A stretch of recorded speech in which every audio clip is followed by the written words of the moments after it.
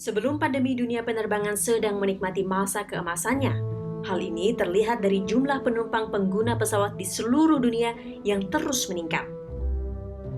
Statistika revenue aviasi dunia mencatat, tahun 2019, industri ini menembus revenue hingga 838 miliar dolar Amerika atau setara dengan 12,3 triliun rupiah.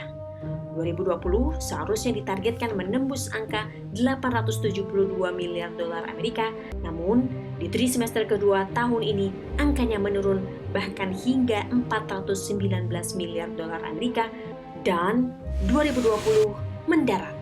Pandemi, langit pun sepi. Hampir 8 juta penerbangan dibatalkan antara Januari hingga Juli. 17.000 pesawat seluruh dunia di-grounded, hingga badai PHK semakin kencang. We are carrying only about 10% of normal levels. And domestic travel is picking up in some market, but it's not enough to sustain the industry. So this crisis is threatening 4.8 million aviation jobs, but the rupture in global air connectivity puts at risk a further 41.2 million jobs. Menurut skenario salah satu badan PBB ICAO, International Civil Aviation Organization, jumlah penumpang akan tetap minus hingga Maret 2021. Sementara IATA atau International Air Transport Association menduga pemulihan ke kondisi pra-pandemi baru bisa tercapai pada 2024.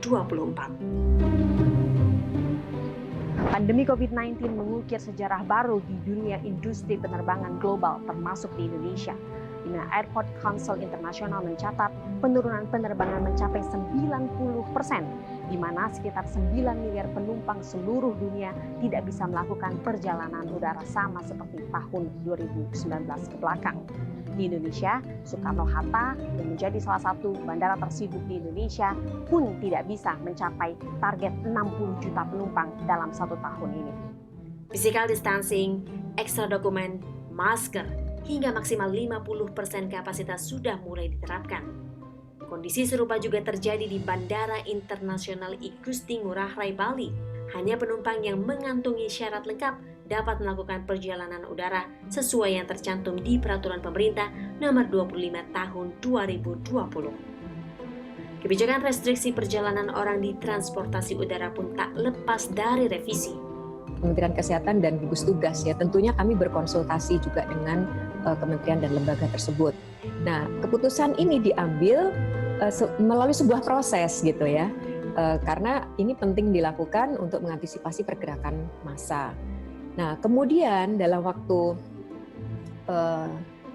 berlakunya sebenarnya sampai dengan 31 Mei 2020 ya, sesuai dengan 7 hari setelah Lebaran kan, H+7 setelah Idul Fitri.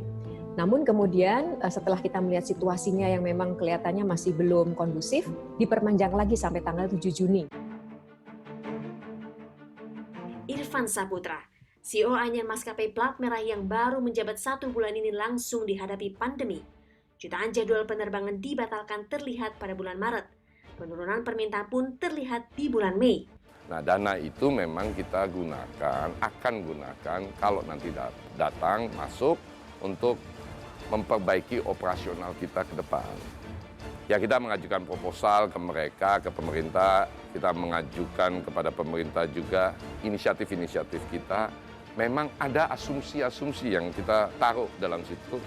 Dan kita katakan sama pemerintah, ini asumsi loh. Tapi kita convince, misalnya asumsinya adalah, saya contoh, bahwa kita akan fokus ke domestik. Itu clear, itu bukan asumsi dan strategi itu. Tapi yang kedua adalah asumsinya tahun depan itu pendapatan kita bisa mendekati atau mencapai 50% sebelum COVID. Belum selesai soal angka penurunan penumpang yang terjun bebas, serta kerugian dan dana talangan, menurunnya trafik penerbangan berarti ada pesawat yang terpaksa harus di-grounded.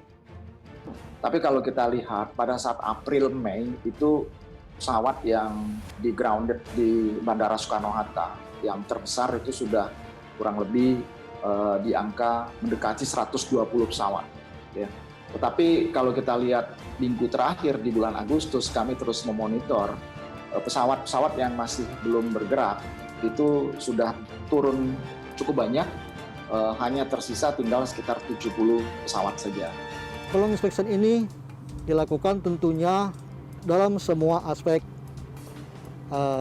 keselamatan pesawat, mulai dari structure, kemudian engine atau mesin, kemudian ada juga landing gear area, roda pendarat pesawat, kemudian juga ada cabin maintenance-nya, seperti kita berada sekarang dalam cabin compartment ini, dan juga ada juga di electrical compartment.